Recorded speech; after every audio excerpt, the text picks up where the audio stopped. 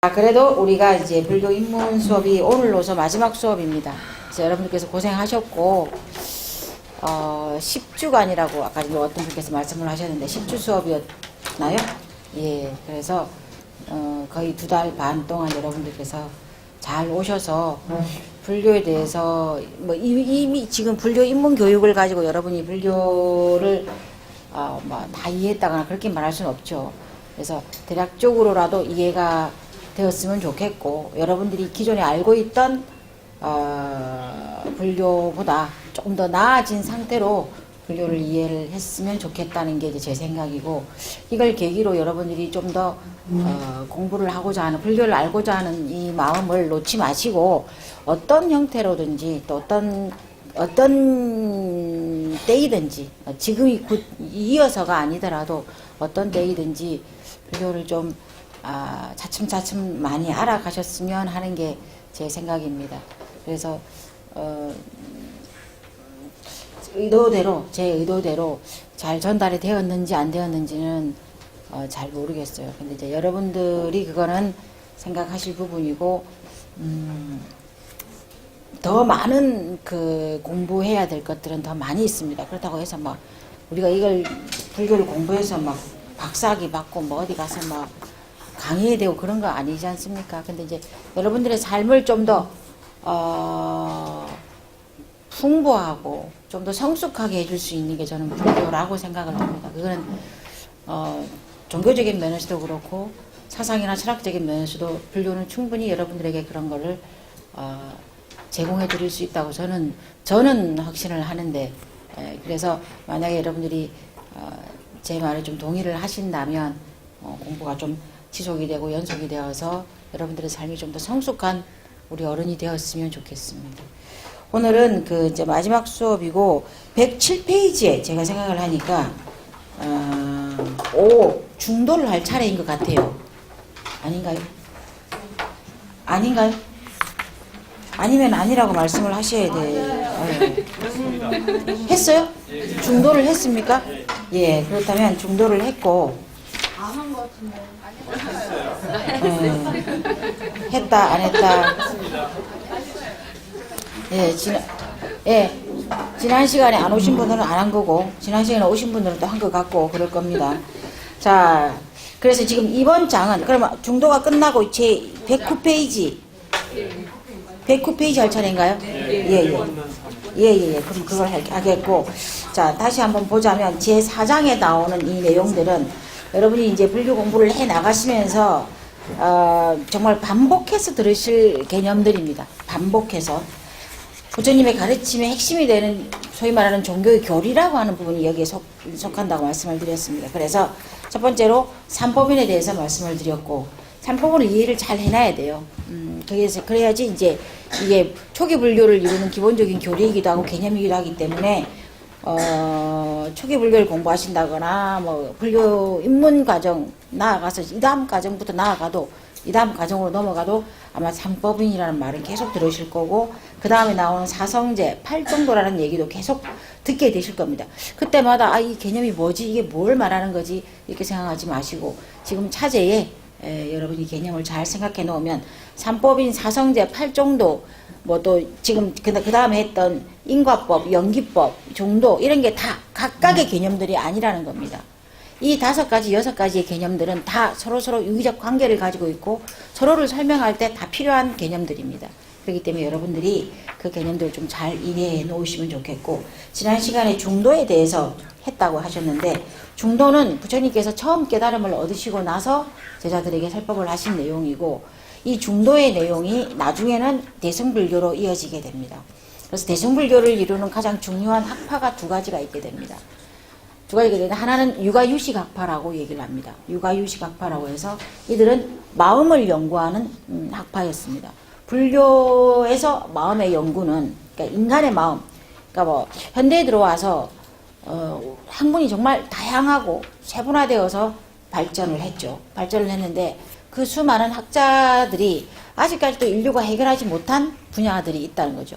그러니까 대부분의 분야들은 일정 정도 인간의 지식이 이제 연구를 했고, 연구한 걸 증명해냈고, 이제 과학적으로 증명이 되었기 때문에 학설로서 이제 성립이 되어서 이제 우리에게 많이 알려져 있고 알고자 하면 다 알 수 있는 이제 그런 분야들인데 아직까지도 인간이 탐구의 영역이 탐구하는데 미치지 못한 부분이 있다고 한다면 첫 번째가 우주의 영역이라고 합니다. 우주의 영역.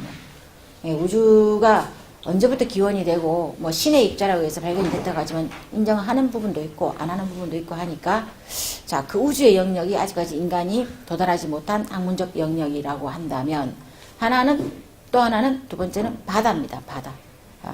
도대체 바다에 살고 있는 이제 바다의 영역은 우리가 살고 있는 육지 이외에 바다 속에 살고 있는 생명체들에게 바다가 가지고 있는 그 무한한 그 잠재력이라든지 과학적인 어떤 뭐 증명될 수 있는 뭐 이런 것들이 아직까지 인간이 연구해서 결과를 학설로서 증명해내기에는 너무나 미흡하다는 것이죠. 그 두 번째가 바다면은 세 번째가 뭘까요? 마음이에요. 인간의 마음. 인간의 마음이라고 하는 분야를 근데 우주나 바다나 이건 사실은 그 전문적인 분야가 아니면 전문적인 전공 분야인 학자들이나 이제 뭐 큰 관심을 가질 수 있는 분야라면 마음은 어때요? 마음은 우리가 다 가지고 있는 거란 말이에요. 나도 있고 여러분도 있고 다 지금 여기에서 마음 없는 사람은 누구예요? 죽은 사람이에요. 마음이 없는 사람은 죽어버린 사람이에요. 근데 이제 우리가 다 살아있는 상태에서는 마음이라는 걸 누구라도 가지고 있단 말이에요. 근데 이 마음의 연구가, 우리가 이제 마음의 연구 그러면 여러분 뭘 생각을 하세요? 심리학을 생각하죠. 심리. 예? 근데 이 심리학은 우리가 말하는 학문으로서의 심리학이라고 하는 거는 역사가 얼마 되지 않았어요. 그래서 이게 이제 마음에 대한 이론적인 탐구겠죠. 마음에 대한. 이거는 17세기 이후에나 근대 학문이 체계를 갖추어 가면서 인간에 대한 마음이 이 연구의 대상이 되는 거. 그 전까지는 그러면은 인간에 대한 마음의 연구가 없었느냐? 없었어요. 인간의 마음에 대한 연구는 할 필요가 없었어요. 왜냐? 신에 의해서 결정된다고 생각했기 때문이에요. 그러니까 신의 영역을 탐구하고자 했지 인간은 신에 의해서 만들어진 존재. 부인할 수 없이 우리는 서양의 학문적 성과를 부인할 수는 없어요. 동양보다는 서양이 훨씬 더 과학적으로 증명을 많이 해냈기 때문에 학문적 영역이라고 하는 것들도 서양의 문명을, 서양의 성과를 우리가 이제 받아들이게 되죠. 우리 역시도 지금 여러분들이나 저나 다 서양적 교육을 받은 사람들이에요. 몸만, 출생만 동양에 샀다 뿐이지 동양에 있는 모든 나라들도 다 서양 교육을 받고 서양 교육의 형태로 받고 있잖아요. 그렇다면은 서양 교육의 입장에서 보자면 인간의 마음은 탐구의 영역이 아니에요. 연구의 영역이 아니었어요. 신이 인간을 만들었기 때문에 신의 의도, 신의 섭리 이런 것들이 그 학자들의 탐구의 영역이었어요. 관심의 영역이었단 말이에요. 그렇기 때문에 인간은 그들이 하는 말로 피조물이에요. 피조물. 그러니까 조물주에서 만들어진 존재이기 때문에 우리에게는 자율적 의지라는 것이 없다고 생각해요. 인간에게 자율적 의지라는 게 없다고 생각했단 말이에요. 근데 웬걸? 1789년에 프랑스 혁명이 일어나고 나서부터는 좀 달라집니다. 달라집니다. 그리고 좀 더 빨리 간다면 르네상스로 올라가면은 12, 13세기로 올라가면 조금 더 변화가 생기게 되죠. 그 좀 더 올라가게 되면은 여러분 제가 얘기 안 했나요? 1999년 12월 31일 여러분 뭐 했어요? 그 얘기 했어요? 안 했어요? 네? 했죠? 밀레니엄 시대가 왔다며요. 밀레니엄. 그때 뭐 했어요 여러분? 저는 이제 뭐 했겠어요? 제가 얘기했잖아요. 저기 KBS 연기가요대상 뭐 이런 거 받겠지. 12월 31일 날 뭐예요? 뭐 공부하겠어요? 기도하겠어요? 뭐 하겠어요? 12월 30일 날은 다 같이 연예대상을 보고 있는 거예요. 니도 나도 할 것 없이 다 그걸 보고 있었을 거예요. 근데 다른 데 또 뉴스를 틀어보니까 뭐 휴가가 와가지고 뭐 어쩌고 저쩌고 믿는 사람은 들려서 어디로 올라가는지 모르지만 올라가고 뭐 울고 불고 막 이렇게 하면서 막 기도를 하고 막 그러는 모습도 보였어요. 그래서 딱하게 생각을 했어요. 그래서 그들은 또 우리가 딱 갔겠지. 근데 2000년 1월 1일이 됐어요. 그들이 어디로 들려 올라가지 않았어요. 잠자고 나니까 더 방바닥 아니에요. 지금 내 방 안에 그대로 누워 있는 거예요. 1월 1일이 됐는데 이 어쩔 거, 이 호텔 가면 어쩔 거예요. 응? 아, 그래 도대체 하나님이 계신지 안 계신지 얼마나 놀랬겠어요. 그들로서는. 내일이면 나는 이제 하나님이 계신 곳으로 갈 것이라 생각하고 이불을 덮고 딱 누워 있었는데 눈을 딱 뜨자마자 2000년 1월 1일이 돼서 눈을 떴는데 그대로 내 방바닥 안에 있으니. 근데 이 일이 999년도에 또 있었단 말이에요. 999. 그때도 밀레니엄 시대예요. 그러니까 1000년에 한 번씩 바뀌는 시대, 그 중세 시대에 그런 시기가 한 번 있게 됩니다. 그때도 휴거가 나왔어요, 여러분. 그때도 휴거가 나와서 999년 12월 31일에도 휴거가 그대로 나왔습니다. 나와가지고 뭐 믿는 사람은 구원을 받고 올라가자 막 그거 어떻게 하나? 그들도 구원을 못 받았어요. 근데 그때부터 그리고 그때 그 이후로 십자군 전쟁이 계속 일어나게 되죠. 몇 차례 가지고 몇 차례 7, 8차례인가에 걸쳐 십자군 전쟁이 있는데 패하게 됩니다. 하나님의 이름으로 전쟁을 일으켰는데 전쟁에서 지게 되죠. 그렇게 하면서 이제 신에 대한 의문이 생기게 되죠. 의문. 신이라는 존재가 정말 있을까? 없을까? 있다면 이럴 수 있을까? 하는데 이런 의문으로 통해서 르네상스를 지나고 이제 프랑스 혁명을 맞이하게 되면서 이제 프랑스 혁명이 역사적인 이유는 뭐 프랑스에게만 국한된 건 아니고 프랑스의 그 혁명이 시민의식을 성장하게 하죠. 시민의식을 성장하게 해서 하여튼 그 시민의식으로 인해서 이제 사람들이 신에게 집중되었던 관심사를 인간으로 돌리게 됩니다.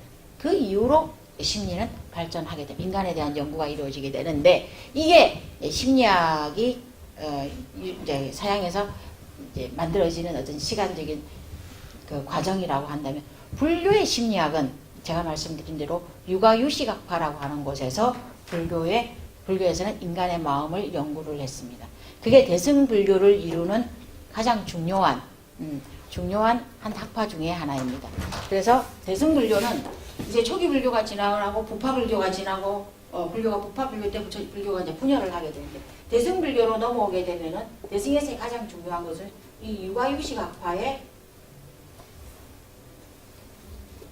이건가 아니요 이걸 한번 찾아보십시오. 이거 아닌가 잘 모르겠는데.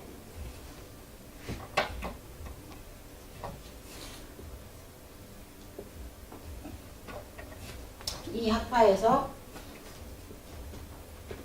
인간의 마음을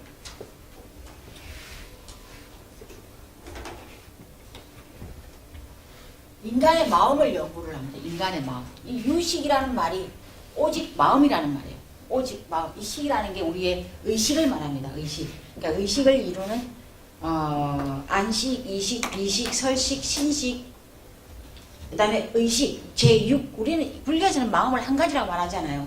기본적으로 모든 인간의 마음이 8가지 있다고 생각을 합니다. 그래서 이게 육식이고 그 다음에 7번째가 말라식. 자기를 위주로 생각을 하는 말라식. 그 다음에 8번째가 팔식. 이제 듣게 될 겁니다. 여러분들이 공부를 하게 됩니다.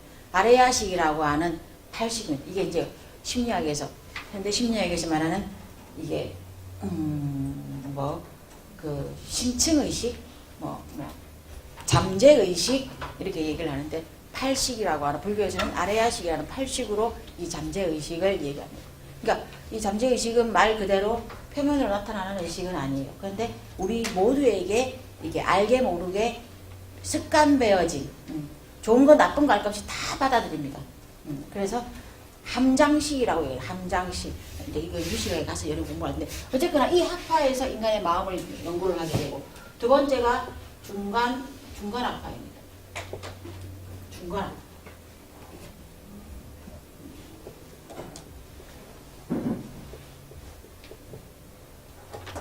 중간 반야학파에서 이제 아까 전에 말했던 중도를 여기서 이제 또 중도를 가지고 불교를 설명합니다. 여기는 마음을 가지고 불교를 설명하고 중간학파에서는 중도 사상을 가지고 불교를 설명하는 이 두 학파가 대승불교의 주류를 이루게 됩니다. 그래서 대부분의 대승경전은 저 두 학파의 사상을 그러니까 증거로 아니면은 근거로 만들어진 경전이라고 생각하시면 되고, 당연히 그 내용은 저 두 학파 가운데 속해져 있습니다. 두 학파의 주장을 따르고 있다고 보시면 됩니다. 그렇게 해서 중도를 이제 설명을 하게 되는데, 그러니까 이 중도의 개념은 초기 불교 때의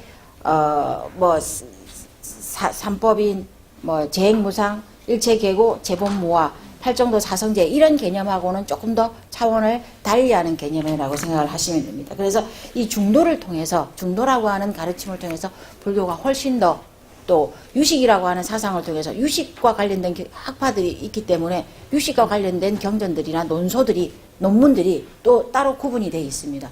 반야와 관련된 이 경전의 구분이 또 따로 되어 있습니다. 그래서 이게 불교에서는 대승불교가 일어나면서 지금부터 2000년 전부터 이러한 작업들이 이 인간의 마음과 또 중도라고 하는 사상을 체계화시키고 학문화시키기 위해서 굉장히 많은 인력들이, 또 그 당시에 가장 뛰어난 인재들이 여기에 투입되어서 연구 성과를 내어놓았습니다. 만들어 놓고 있습니다. 근데 안타까운 건 이 연구 성과 이외에 불교는 크게 2000년이 지난 지금까지 크게 괄목할 만한 성과를 보이지 못하고 있어요.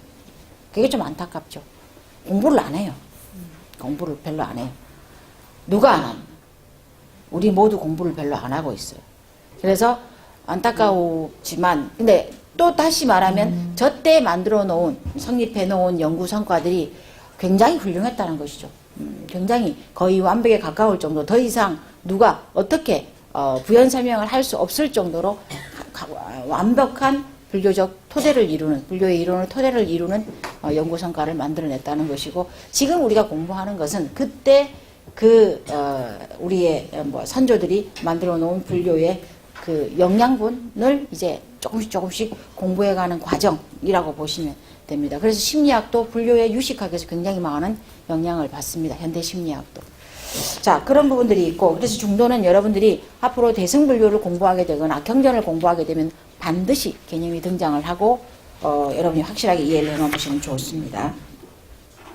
그 다음에 109페이지를 보겠습니다. 자, 109페이지를 보시면 공이라는 개념이 나옵니다. 중도와 함께 공이라는 개념이 대승불교에서 이제 등장을 하게 되는데, 공은 우리가 알고 있는 것처럼 아무것도 없다, 텅 비었다, 이런 개념이 아닙니다. 자, 여러분이 조금 전에 읽으셨던 반야신경, 거기서도 오온이 개공이라는 말이 나옵니다. 오온이 개공, 오온이라고 하는 개념이 이제 등장을 하고, 그 오온은 인간을 이루고 있는 5가지 요소입니다. 물질적 요소, 정신적 요소를 오온이라고 하는데, 자, 110페이지를 보시겠습니다. 네 번째 줄에 보시면 공이란 텅 비어 있다는 뜻이기도 하지만 허무하다, 없다, 이런 의미가 아니라는 것입니다. 공이라는 것은 앞에서 말한 것처럼 제법 무아에서, 삼법인에서 제법 무아에서, 제가 말씀드린 것처럼 처음에 삼법인에서 부처님께서는 제법 무아를 말할 때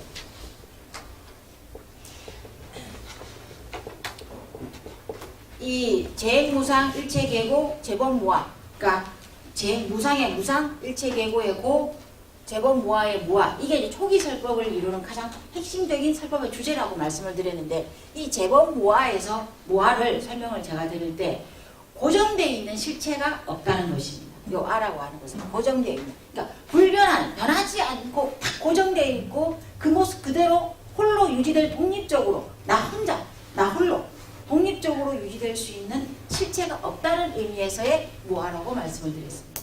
근데 공도 마찬가지입니다.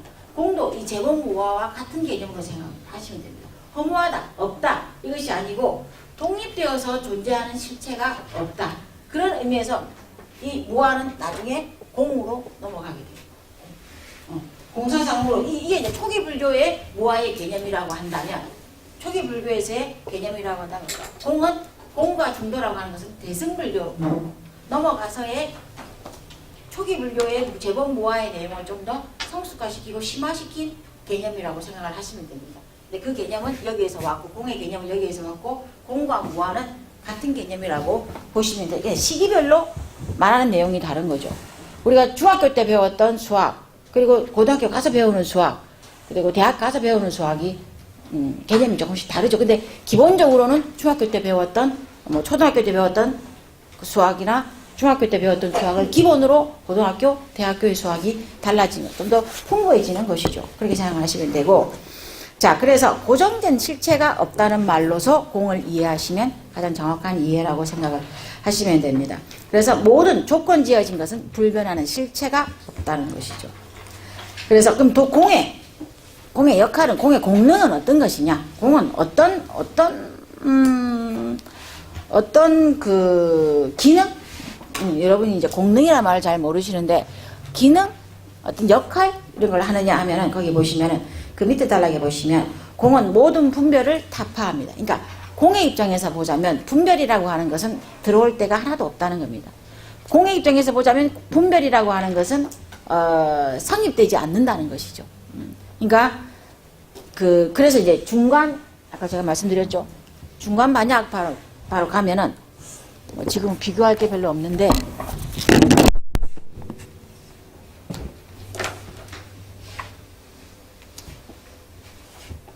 이게 있고 이제 이게 있다고 지금 같은 펜이지만,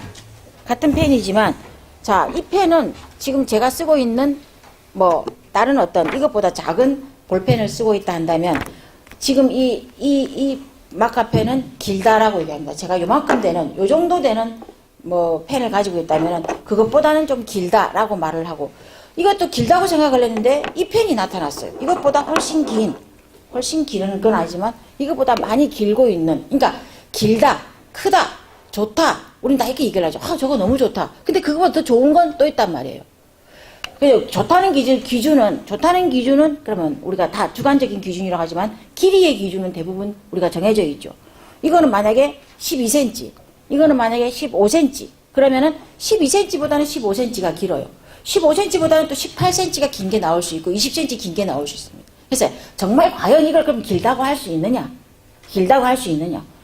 이것보다 더 긴 존재가 더 긴 펜이 나타나 버리면 이건 긴 게 아닌 거죠. 짧은 거죠. 저거보다 짤래가 되는 거죠. 이것도 나는 이때까지 길다고 생각했는데 12cm 정도면은 크기 쓰기에 불편함이 없어, 좋다 하고 생각을 했는데, 이거보다 더 길고 손에 잡히는 그립감이 좋은 15cm 펜이 나타나서 딱 나타난 거예요. 그럼 당연히 또 난 이걸 하지. 그러니까 이렇게 우리는 무엇과 무엇을 비교를 해서, 분별을 해서 좋다, 나쁘다, 길다, 짧다, 너다, 나다고 하는 이런 개념들이 생긴다는 거예요. 그런 개념들은 반드시 분별을 가져옵니다. 좋고 나쁜 것을 가져오기 때문에 그 나쁘다는 우리의 인식작용이 성립을 한다는 것이죠. 그 인식작용이 성립을 해버리면 그 인식작용으로 판단이 일어납니다. 그럼 좋은 걸 가지고 싶고, 더 뭐 가치 있는 걸 가지고 싶고, 사람들이 더 예뻐하는 걸 나도 예뻐하니까 가지고 싶고, 이런 사물과 상태에 대한 판단이 일어나 버립니다. 판단이 일어나 버리면 거기에 따라서 내가 집착이 생기게, 더 좋은 걸 가지고 싶은 집착이 생기죠. 더 낫고 더 아름답고 뭐 이런 집착이 생기기 때문에, 이건 이제 공의 입장에서 보자면 사실은 이것과 이것은 그냥 기능의 입장에서 보자면 똑같은 쓰는 거예요. 펜이라고. 그러니까 본질이라고 하는 기능의 입장에서 보자는 거예요. 나타나 있는 외형적 입장이 아니고, 이거는 12cm, 15cm라고 하는 외형이 아니고, 본질이라고 하는 쓰는 펜의 기능, 본질적 기능이라고 하는 쓰는 입장에서 보자면 분명 차이가 없다는 거예요. 이것도 자기의 가지고 있는 그 뭐 액상의 역할을 다하면 버려지는 것이고 없어지는 것이고, 이것도 자기가 가지고 있던 본질적 기능을 다하면은 없어지는 거예요. 그런 입장에서 보자면 평등하다는 거예요. 공은 그렇게 해서 모든 분별을 없앤다는 거예요. 모든 분별. 그래서 분별을 많이 하는 사람들 입장에서 보자면 사실은 이런 외형적 구분, 선택, 분별 이런 것들은 큰 의미가 없다는 것을 말하기 위해서 대승불교에서는 저렇게 이제 공을 가지고 얘기를 한다는 것입니다. 그래서 실제로 이제 중론이라고 하는 또 책이 있어요. 논문이 있죠, 논문. 지금으로 치면 논문이죠. 논문이 있는데 그 논문에 보면 8가지 우리가 일상생활에서 늘상 분별하고, 그래서 좋은 걸 택하고 싫은 건 안 하고 하는 8가지의 중도를 얘기를 합니다. 중도를. 그래서 그런 8가지의 우리의 분별 의식들이 사실은 모두 불필요하다고, 우리의 어떤 집착을 가중시키는 이제 그런 역할만 할 뿐이지 본질적 기능에서 보자면 그 기능은 다르지 않다. 이런 것들을 말하고 있습니다. 그래서 거기 나옵니다. 공은 모든 분별을 무산시켜버립니다. 타파합니다. 예, 공의 입장에서 보자면 분별이라는 개념은 있을 수 없다는 것입니다. 그렇기 때문에 분별작용으로 일어나는 판단, 견해, 판단, 사물의 본질. 그러니까 그거는 본질을, 쓴다고 하는 본질을 얘기했잖아요. 쓴다고 하는 이 물체에, 이 사물에 쓴다고, 쓰여진다고 하는 기능의 입장에서 보자면, 본질적 기능의 입장에서 보자면 12cm는 덜 써지고 15cm는 잘 써지느냐? 아니라는 거예요. 아니라. 그래서 본질적 입장에서 보자면 조금도 다름이 없는 그런 존재들이기 때문에 이거 또한 그러니까 가치 판단은 할 필요가 없다는 것이죠. 좋다 나쁘다는 가치 판단은 길다 짧다라고 하는 가치 판단은 할 필요가 없다는 것이고 역시 평등하게 기능을 다하면 사라진다는 것입니다. 자, 그렇기 때문에 본질을 바로 보지 못해서 그런 분별이 일어난다는 거죠. 그러한 이성적인 생각, 판단, 입장, 주장 등은 공의 입장에서는 부정된다는 것입니다. 자, 이게 이제 공이 가지고 있는 엄청난 힘입니다. 엄청난 힘이고, 이걸 이제 공의 공능, 기능, 우리말로 하면, 지금 우리가 쓰는 말로 하면 기능, 이렇게 이야기하고, 불교식 표현을 하면 공능, 이렇게 얘기를 합니다. 그렇게 해서 이제 공은 대승불교의 주요 사상이나 핵심적인 개념으로 등장을 하게 되는 것이죠. 그 밑에서, 그 110페이지에 보시면 밑에서 7번째 줄에 보시면 공은 억측, 억측과 편견, 분별, 선택, 집착 이런 것들을 철저히 부수어서 어느 한쪽의 입장에서 집착하는 그 마음을 모조리 타파해버린다. 그래서 나아가서 공마저 공이라고 하는 생각에 집착하는 것마저 타파를 한다고 합니다.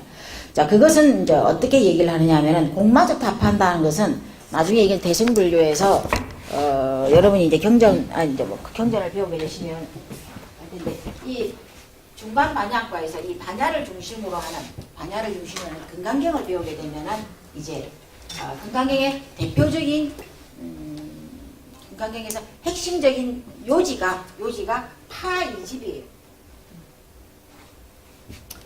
파이집 현상공이라고 얘기를 하는데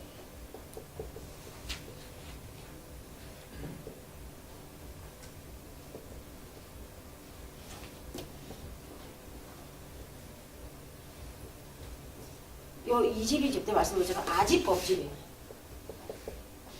아집법집이란 말이에요. 그러니까 나에 대한 집착, 나를 이루고 있는 내 주변적인 요소들, 나의 본질적인 요소들, 나를 이루고 있는 것에 대한 집착, 이것을 깨트리는 게 금강경에서 부처님이 금강경을 설하신 목적이라고 말하고 또 내가 만나게 되는 존재, 대상 이런 것들도 역시 그거에 대한 관념, 집착을 일으키는 관념들도 깨트리는 게 금강경을 부처님께서 설하신 수고리가 질문을 하고 부처님이 답변을 하신 금강경의 핵심이라고 얘기합니다. 그래서 두 가지 집착을 깨트려준다. 금강경을 공부를 잘하면. 근데 아무리 공부를 해도 이게 안 깨트려져요. 어쩌면 좋아요. 잘하면 이제 깨트려진단 말이에요. 그렇게 해서 결론적으로는 이 아집을 깨트려서 아공을 만들고 아공이 이루어지고 법집을 깨트려서 대상에 대한 집착을 깨트려서 법공이 일어납니다. 내가 보는 모든 존재들도 다 독립적인 실체, 변하지 않는 실체가 없구나. 나라고 하는 것도 독립적인 실체, 불변하는 실체가 없구나. 라는 걸 아는 걸 아공, 법공이라고 얘기해요. 이게 이제 두 가지 공이죠. 근데 세 가지 공이란 말이에요. 세 가지 공. 세 가지 공, 세 번째 공은 뭐냐? 공공이에요. 공하다는 생각조차 공한 거예요. 그러면 다 이 공에 집착을 한단 말이에요. 나도 결국에는 100년 뒤, 앞으로 100년 뒤에는 독립적인 실체가 내가 없어요. 그래서 나는 계속 열심히 물도 먹고 밥도 먹고 열심히 일도 하고 생각도 하고 하면서 나는 나의 생존을 이어가지만 어느 순간에 나라는 것이 공하구나. 독립적인 실체가 존재하지 않는구나 하는 걸 알고 그럼 내가 살아서 뭐해? 공부를 해서 뭐해? 이러한 정말로 불교를 잘못 이해하고 있는 사상으로 공하다는 생각에 집착을 해버려. 내가 공으로 돌아갈 건데 나는 공한 존재인데 나는 이 잘못된 공에 집착하는 공병이 들려버립니다. 공병. 그러니까 참 부처님이 얼마나 고생했을지 알 것 같아요. 이렇게 말하면 나에 집착을 하고 그러니까 천상천하 유아독존이라고 하면 그래 나처럼 되게 잘난 존재가 없어요. 내가 아니면 또 일이 안 돼요. 뭐 또 얘기하죠. 자기의 집착을 자기의 교만심, 아만심 이런 게 또 탱천을 해가지고 자기 이외에 또 사람들 아나무인이죠. 아나무인하는 또 이런 아집이 또 아주 꽉 찬 사람이 나와요. 그러니까 그들을 위해서 부처님이 금강경화사랑에서 나라는 존재는 실체가 없고 공한 존재다 라고 하니까 또 그렇습니까 부처님?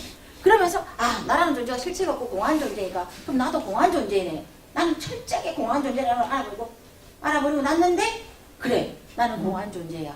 그런데 지금부터 그럼 내가 공한 존재인데 앞으로 10년이 될지 20년이 될지 50년 후에는 나는 사라지는 존재잖아. 그럼 내가 지금 노력해서 공부할 필요도 없고 수행할 필요도 없고 인가도 없고 이게 공에 집착, 내가 공허한 존재이기 때문에 공에 집착하는 공병이 들려버린다는 거예요. 공병. 이 공병은 무서운 병. 무서운 병. 차라리 부처님이 아니고 용수보살이라고 하는 사람이 공병보다 차라리 상병이 낫다고 했어요.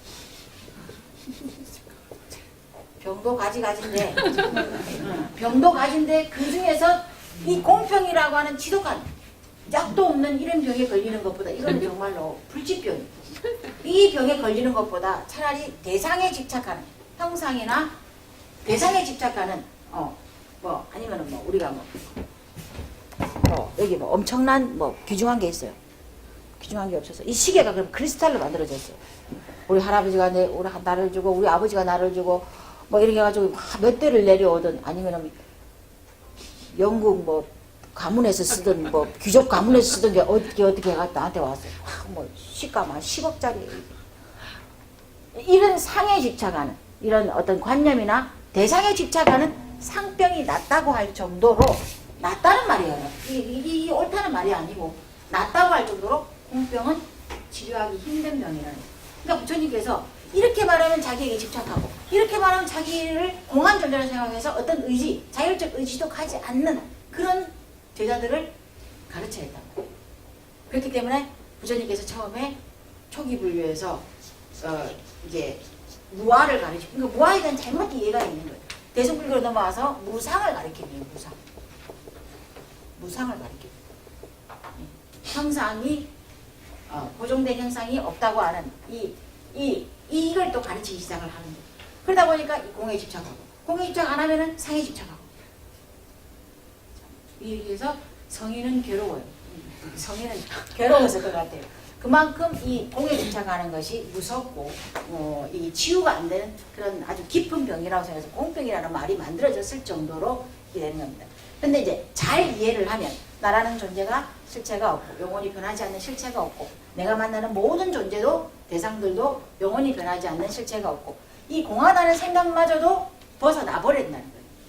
공하다는 생각마저도 존재하지 않고 벗어나 버렸을 때 공공이라고 하는 삼공이 비로소 단자라고 하는 지혜로 나타난다. 이게 이제 금강경에서 말하는 핵심이에요. 핵심. 이게 금강반야 바라밀이라고 하는 경전에 이걸 말하기 위해서 금강경을 말하는 거란 말이에요. 그래서 여기서 말하는 것처럼 공이라고 하는 개념은 공마저도 부정한다. 그게 이제 공공이라고 얘기를 했고 공마저도 부정하고 공에 집착하는 것도 철저히 부정하는 그러한 철학적 단계로 나아가게 됩니다. 그래서 공을 단순히 없다, 아무것도 존재하지 않는다 라고 하는 허무주의로 이해를 해버리면 곤란합니다. 근데 이제 중국 불교가 중국에 소개되었을 때 이제 그때가 문헌상으로는 AD 67년경이라고 해요. 한나라 때 후한 그러니까 유방이 한나라를 만들죠. 진시황에 의해서 진나라를 멸망시키고 한나라를 만들고 나서 한나라를 멸망시키고 후한이 등장을 해요. 그때 이제 불교가 이제 중국에 소개되는 거예요. 문헌상에 나타나고 있죠. 그러면 이제 이거는 문헌적 기록이고 적어도 그 사회를 이루는 중국 한나라 사회를 이루었던 사회적 상황이 문헌화되려면 이미 일반 국민들에게는 훨씬 더 이전에 불교가 다 급속히 퍼져가고 있었다는 거예요. 그걸 이제 관료들은 항상 늦어요. 여기도 공무원이 있을지 모르는데 공무원이 계시도 할 수 없어요. 할 수 없어요. 하여튼 그 때의 관료, 지금으로 말하면 공무원들은 항상 늦게 온 이제 군뱅이들이에요. 군뱅이들. 그래서 AD 67년경에 국민들에게 지금 퍼져나가고 있는 외래 사상이 있다는 기록이 나와 있다. 아마 그게 불교일 거라고. 서쪽에서 성인이 태어났고 그 성인의 가르침이 우리나라 국민들에게 널리 알려지고 있다고 하는 기록이 남게 되죠. 근데 그렇게 추측을 해보면 그 이전부터 국민들은 그 불교 사상을 받아들였다는 거예요. 그래서 중국이 유일하게 받아들인 게 불교입니다. 외래 사상이 불교입니다. 말한 것처럼 중국은 모든 게 자급자족을 다 했어요. 철학, 사상, 종교, 문화 모든 걸 그대로부터 자기네 어떤 사유 방식대로 다 만들어 왔고 이해를 했단 말이에요. 근데 불교가 들어오고 나서 이 공이라는 개념을 이해를 못합니다. 이해를 못합니다. 우리가 알고 있는, 그러니까 공을 대표하는 경전이, 불교 경전에서 공을 대표적으로 우리가 쉽게 이해할 수 있는, 배울 수 있는 경전이 금강경이에요. 금강경은 402년부터 414년까지인가? 예. 구마라집이라고 하는 스님이 AD 402년부터, 제가 뭐 그렇게 기억을 하겠는데, 414년까지인가? 요때 번역을 했다고 나와 있어요. 우리도 지금도, 여러분이 지금 뭐 경전반에 갈 수는 없지만 경전을 공부한다. 아니면 지금 나가서 공원사 서점에 가서 금강경을 본다. 책을 하나 산다. 그러면 거기에 분명히 원문이 있는 금강경을 보신다면 구마라집이라고 하는 사람이 있을 겁니다. 이 사람이 번역한 경전이 다 유통되고 있어요. 어느 나라나 이 사람이 번역한 경전을 가지고 지금 우리가 금강경을 읽고 뭐 주석도 하고 하는 게 연구도 하고 하는 게 다 이 사람의 번역본을 저번으로 하거든요. 근데 이 사람이 번역한 때가 이때란 말이에요. 금강경을 번역한 때란 말이에요. 근데 이 사람이 금강경을 번역을 하면서 굉장히 고민한 흔적들이 참 많아요. 이분이 많아요. 근데 금강경은 공을 얘기를 한다고 하는데 이분이 금강경을 번역을 했는데 공이라는 말이 한마디도 등장하지 않아요. 한마디도 등장하지 않아요. 네, 그 정도로, 왜냐? 중국 사람들이, 그 당시에 중국 사람들이 공의 개념을 이해를 못했어요. 여기 만약에 좀 없다, 허무하다, 이렇게만 생각하는 거예요. 그래서 이 공을 이해시키기 위해서 굉장히 많이 노력을 합니다. 왜? 중국 사람들에게는 있다, 없다의 개념밖에 없었기 때문에. 유무의 개념밖에 없었기 때문에. 있는 게 아니면 없는 거, 없는 거 아니면 있는 거. 이 비어있다, 텅 비어있다, 실존하는 존재가 없다. 이런 말은 이해가 안 되는 거예요. 자기네 철학적, 아니면은 그 논리적 사고로도 이해가 안 되는 거예요. 자기 인식 세계에 없는 거예요. 중국 사람들 인식 세계에 없는 거예요. 이 공이라는 개념은 없는 거예요. 존재하지 않는 개념입니다. 그러니까 이 개념을 이해시키기 위해서 격이불교라고 하는 새로운 형태의 불교 양식이 나와요. 이 이후로 이 번역자들이 불교를 인도에서 가져온 경전들을 중국어로 번역을 해야 될 거 아니에요. 그래야지 중국 사람들이 좀 더 쉽게 이해를 할 수 있으니까 번역을 하면서 중국적 개념, 중국인이 이해할 수 있는 개념으로 불교를 이해시키기 위해서 경전을 번역하면서 격이불교 시대가 일어나게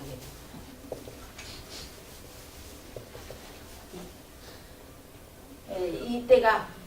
이때가 중국인이 이해할 수 있는 노자나 장자의 사상, 노자나 장자의 그러한 개념, 그런 인식으로 불교를 이해시키는 시대가, 격이불교 시대가 또 한동안 유행하면서 불교가 이제 지금 우리가 있는 것처럼 공, 이러면 허무다, 없다, 허무주의다, 이렇게 이해하는 오해를 낳게 되었다는 거예요. 근데 이것도 하나의 이제 과도기가 되죠. 완벽하게 불교가 중국에 정착을 하거나 수나라, 당나라 때 가면은 이제 불교만을 위한 특별한 언어들이 나옵니다. 여기 나와 있는 반야, 그리고 진언을 이제 그대로 번역을 하지 않고 중국 소리로 나오는 대로 하는 이제 이러한 형태의 정말로 불교가 중국화된 불교가 이제 정착이 돼버린 거, 토착화 돼버리기 때문에 불교만을 위한 단어들이 황제의 칙명에 의해서 이제 정해지게 되죠. 그렇기 때문에 이제 그때 가서는 저 격이라고 하는 노자와 장자의 사상이나 불교의 중국에서 국민들이 이해하던 다른 어떤 철학적 체계를 바탕으로 하는 개념들을 굳이 설명할 필요가 없게 되죠. 이제 불교를 모든 국민들, 중국에서 태어나는 모든 사람들이 불교를 모르는 사람이 없을 정도로 불교가 중국 사회를 다 휩쓸어버리는 그러한 시기가 수나라 당나라 때까지 이어지게 되죠. 그러면서부터는 개기불교, 다른 사상을 가져와서 불교를 설명하는 이러한 불필요함은 없어지게 되는데, 그때 가장 애로가 힘들었던 부분이 저런 중국인에게는 없는, 중국인의 사유체계 속에는 없는 공이라는 개념을 설명하고 인식시키기 위해서 노력했는데, 그것이 여기 나와 있는, 보십시오. 공을 단순히 무다, 없다, 허무주의다. 불교는 아무것도 없다고 주장하는 허무주의 아니야? 이렇게 생각을 하시고 이렇게 이해하는 주변 분들이 있다면 그건 잘못된 불교인식이라는 겁니다. 자, 이렇게 해서 그걸 보시고 111페이지를 보시겠습니다. 111페이지 보시면은 밑에서 네 번째 줄에 불교는 마음의 종교다, 여기 말고 그 위에 보시면 모든 것이 공의 결론에 이릅니다. 지금 공과 마음에 대한 얘기를 하고 있고요. 공에 대한 결론은 모든 것이 조건에 따라 일어나고 조건에 따라 일어나고 조건에 따라 사라진다는 것을 알게 되면, 자, 우리는 조건에 따라 일어나고 조건에 따라 사라지는 존재들이라는 거예요. 실체가 없다, 불변하는 실체가 없다, 이 말을 간략하게 설명한 거라고 할 수 있습니다. 모든 존재는 조건에 따라, 그러니까 엄마 아빠라고 하는 인간이라고 하는 생명적 한계적 시간적 조건에 따라서 우리는 생겨났다가 인간의 수명을 다하는 조건에 따라서 사라진다는 것입니다. 자, 그것을 알게 되면 나아가 모든 존재가 비어있다는 것을 알게 됩니다. 자, 모든 존재에 불변하는 실체가 없다는 것을 알게 되면 집착하지 않고 자유롭게 행동할 수 있다. 그러니까 모든 것은 실체가 없는 존재이기 때문에 허무하다, 모든 것은 허망하다, 노력할 필요 없다, 이게 아니고 어떤 대상에도 집착하지 말고 지금 현재의 나의 삶에 충실하게 살아가면 된다는 것입니다. 그게 부처님께서 또는 금강경에서 말하고자 하는 진리라는 것이죠. 그렇기 때문에 공의 도리를 밝힌 금강경, 반야신경 이런 경전들은 이 내용을 설법하는 핵심적인 텍스트라고 보시면 되는 거죠. 넘어갑니다. 자, 그 내용들이 요 공과 마음이라고 하는 부분에 해당이 되고, 자, 조금 쉬었다가 제5장, 이제 여러분들이 다음 주인가요? 다음 주에 수계식을 하게 됩니다. 수계식을 할 때 수계의 의미와 여러분이 지켜야 되는, 수계를 하시게 될 때 받게 되는 계율의 의미, 이제 이런 것들에 대해서 좀 설명을 하도록 하겠습니다. 잠시 쉬겠습니다.